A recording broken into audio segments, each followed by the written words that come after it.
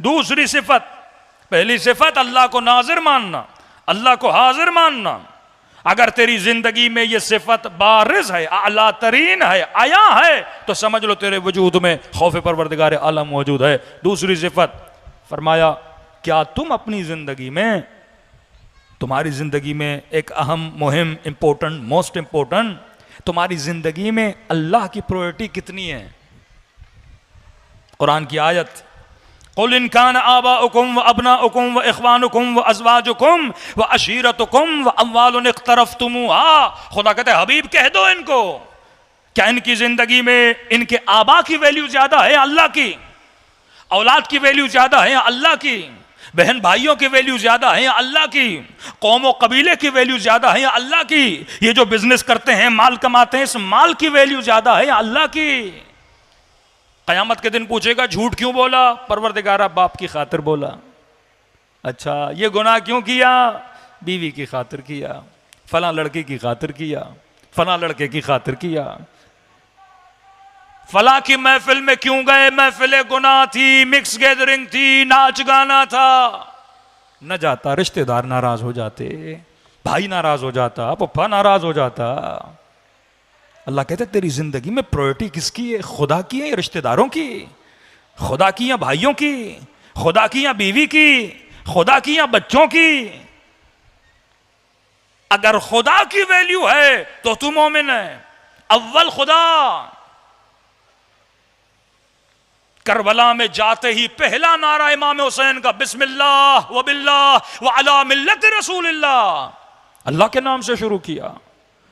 कटे हुए सरों को सैयदा ज़ैनब ने नोके नेजा पे देखा, कहा खुदा तेरी राह में कुर्बान किए हैं, तेरे लिए मेरे हुसैन ने जान दी है, तेरे लिए ज़ैनब आज दीन खुदा के दिफा के लिए शराबी के दरबार में खड़ी है।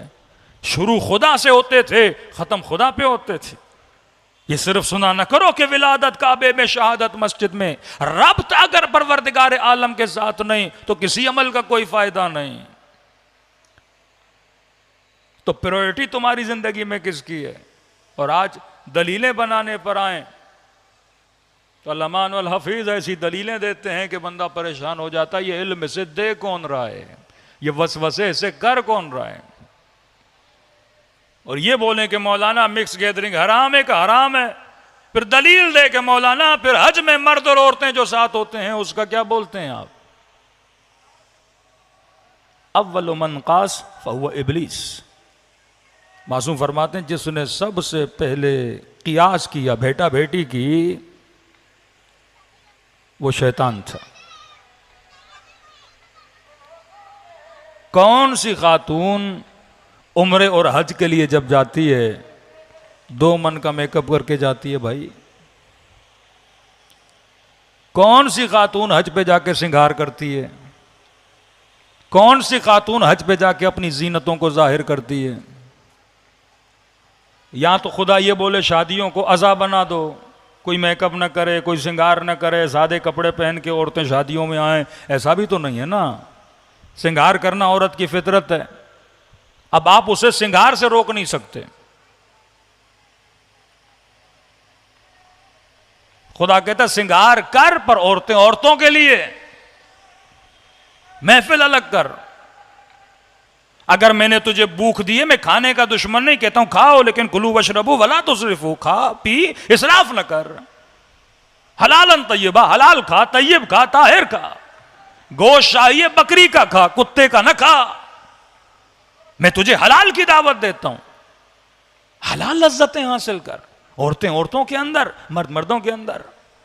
अब मौलाना भाई नाराज ना हो जाए, ऐसा भाई जो तुझे जहन्नुम की तरफ बुलाए तो उसको राजी करने के लिए जा रहा है। ऐसा भाई जो तुझे खुदा से दूर करे तो उसकी जिंदगी में प्रायोरिटी समझता है। वह अम्वालिन इख्तरफ्तुमुहा, कहीं ऐसा तो नहीं कि माल की वैल्यू खुदा से ज्यादा है तेरी जिंदगी में। बंदा बिजनेस में मसरूफ है, अजान की आवाज आई, यहां बाद में चला जाऊंगा। कि माल तुझे दे कौन रहा है? ये पैसा तुझे दे कौन रहा है? कहीं ऐसा ना हो इस माल की वैल्यू खुदा से ज्यादा हो जाए, इस पैसे की मोहब्बत अल्लाह से ज्यादा हो जाए। जब खुम्स देने की बारी आए तो पेट में मरोड़ शुरू हो जाए, माल दूं तो कैसे दूं? बीच बीच के रास्ते ढूंढना शुरू कर दे। बरमला खुदा बोल रहा है, किसकी इज्जत है तेरी जिंदगी में? प्रायोरिटी कौन है? परवरदिगार आलम है कि नहीं है? ये वो माशरती मसाइल। एक गैर शिया की शादी में जा वही हाल, शिया की शादी में वही हाल, फिर मजलिसों का क्या फायदा? 10 दिन क्या तो हुसैन का मजाक उड़ाने आता है? मजलिस तहजीब है, मजलिस तरबियत है। जब ये बोलते हैं हम मजलिसों में आते हैं, मतलब क्या हम नजारत रख रहे हैं तुम्हारे ऊपर? जब ये बोलते हैं बदन से रूह निकलती है, कब्र में आते हैं, नजारत रख रहे हैं तुम्हारे ऊपर। जब तुमने हमारी बेअत कर ली, हमारी विलायत में आ गए, अब तुम अहले बैत के रडार के नीचे हो, तुम्हारे हर अमल को देखा जा रहा है। फिर कयामत के दिन ये मत बोलना। सख्त तरीन हदीस है अमीरुल मोमिनीन की, फरमाया जो हमारा फरमान सुने माने पर अमल न करे, इस पर अल्लाह की लानत है। मान भी रहा है कि अली ने बोला पर अमल न करे। तो जिंदगी में प्रायोरिटी किसकी? परवरदिगार आलम की।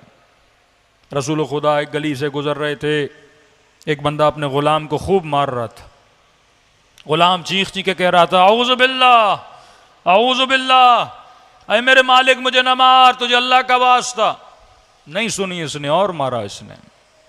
और जैसे उस गुलाम की निगाह मुस्तफ़ा के चेहरे पर पड़ी तो कहा, औज़ु बिर रसूल, तुझे रसूल का वास्ता। और जैसे इसने रसूल को देखा, इसने गुलाम को मारना छोड़ दिया।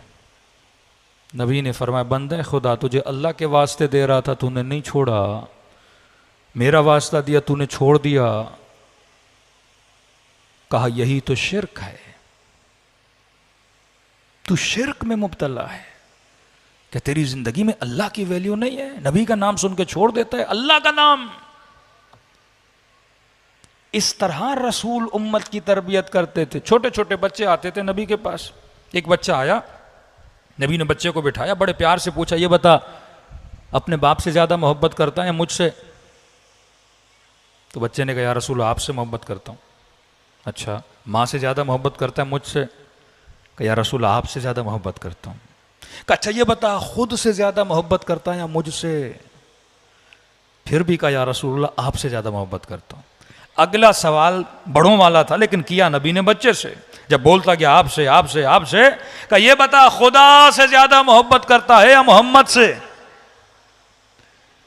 थोड़ी देर के लिए बच्चा रुक गया, दिल मारिफत वाला था, कहने लगा, या रसूल अल्लाह खुदा से ज्यादा मोहब्बत करता हूं। नबी ने कहा, खुदा से क्यों मोहब्बत करता है, मुझसे ज्यादा नहीं करता? कहा, आपसे भी अगर मोहब्बत करता हूं तो उस खुदा की वजह से मोहब्बत करता हूं। अल्लाह